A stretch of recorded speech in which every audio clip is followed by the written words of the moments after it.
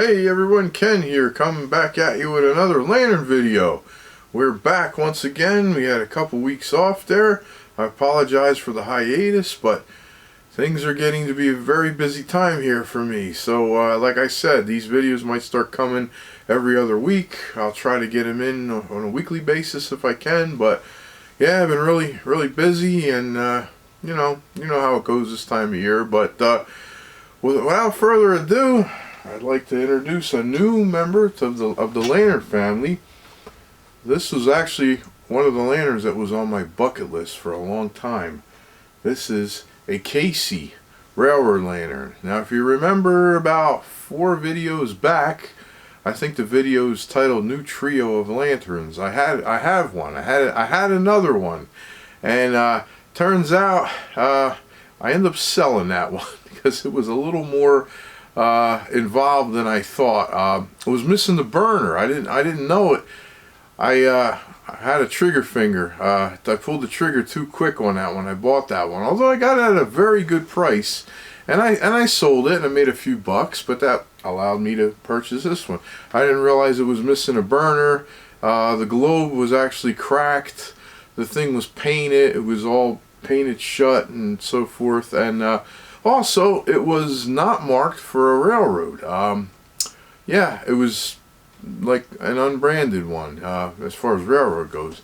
This is actually, we'll give you a closer shot later, but this is marked for the Pennsylvania Railroad, which was really pretty cool. From what I understand, the majority of these Caseys were made for the Pennsylvania Railroad, although they did make some for B&O and I think 7 or 8 different other railroads, but not a whole lot. They weren't made for a whole lot of railroads, but Pennsylvania being their primary contractor for these things, it kind of makes sense because they were made in Philadelphia. So Pennsylvania Railroad was right through Philadelphia back in the day. But yeah, so really excited about this. The only thing was this thing was complete, and it was in such dirty, scungy shape. I had to clean it all up.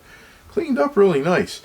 Was missing the globe, though. It was missing the globe, and unfortunately it doesn't have a Pennsylvania globe in it now. I had to reach out to the Kirkmans and purchase one of their globes, which is a very fine globe, by the way. And yeah, big shout out to the Kirkmans for having that in stock and sending that out and packaging it up really good. And arrived in perfect condition.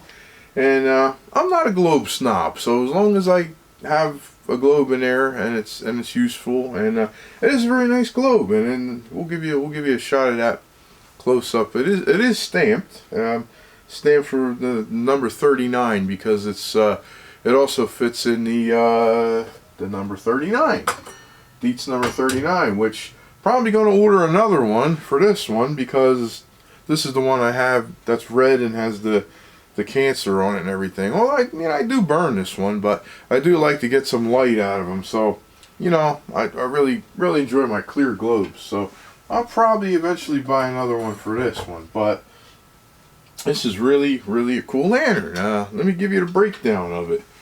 So, it's got your typical latch on here, like any other railroad lantern. You can open it up, and we'll take the globe out. Really nice globe. I'll give you a close-up of that. It is stamped. It's got some stamping on there, and you can see the where is it? I gotta look at it this way here. Here it is, number 39. It's got some nice detail to it. It's a really nice globe. Really heavy glass. Fits in there really nice. And but the really cool thing about these lanterns, they have on the bottom, instead of the typical I put it back instead of the typical knob here that you turn to adjust the wick up and down, these have a knob here, and it rotates this little gear around there. Look how cool this works. And you'll see when I light this thing up, it's so sensitive. You only have to give this thing like a little bit of a turn like that. Like that's all it needs, and you can adjust it really cool. another cool thing about these is it has like this little latch here, and you pull the little latch, and you can spin it like maybe like an eighth of a turn or something like that. And then this is how you get the this is your oil fount, this is the burner, and like I said, there's the knob on the bottom. If you want to remove the burner, you just kind of hold it in place and give this counterclockwise spin, and you'll see that the burner is actually threaded. Really nice brass burner, really nice fine threads on there. I put a new wick, a nice new wick in there, as you can see. And then the best way that I found to put it back on is kind of start it, line up the gear, because you don't want to slam, you don't want to damage your teeth on your gear. And what I do is I kind of just line it up in place while holding it, and tighten it right down in place, just like that. And that's how you fill it, by the way. It's that's how you fill these, and then you tighten it up, and then look at that. Look at how awesome that works, and look at the detail on there. If you can get a shot of that, it says KC.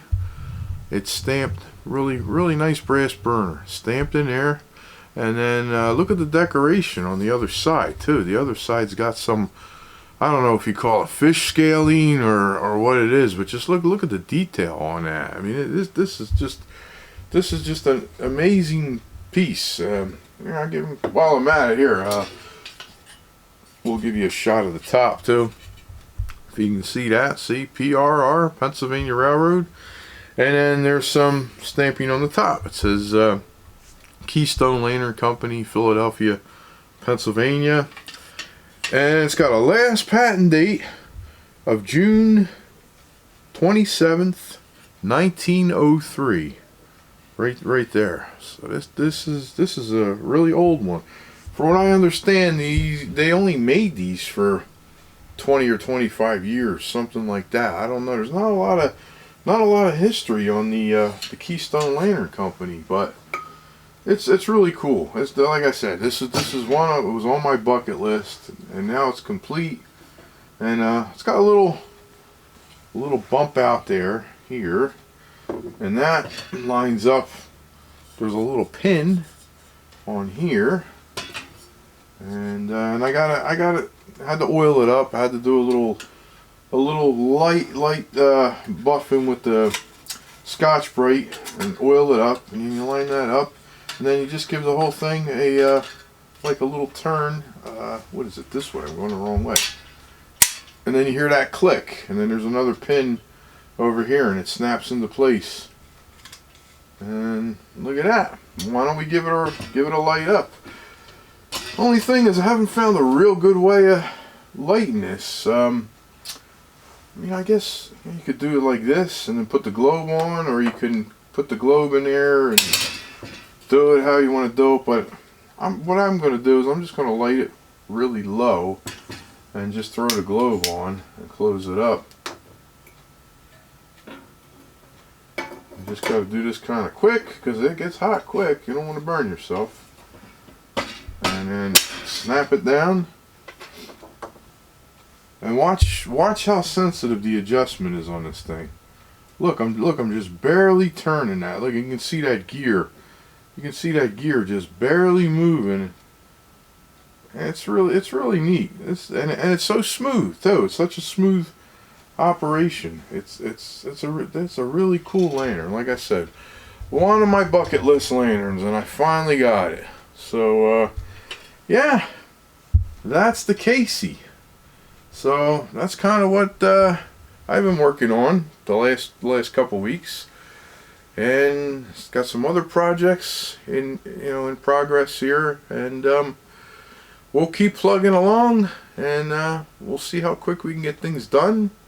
We'll come back and we'll do another video. See you guys real soon. Take care, stay safe, bye bye.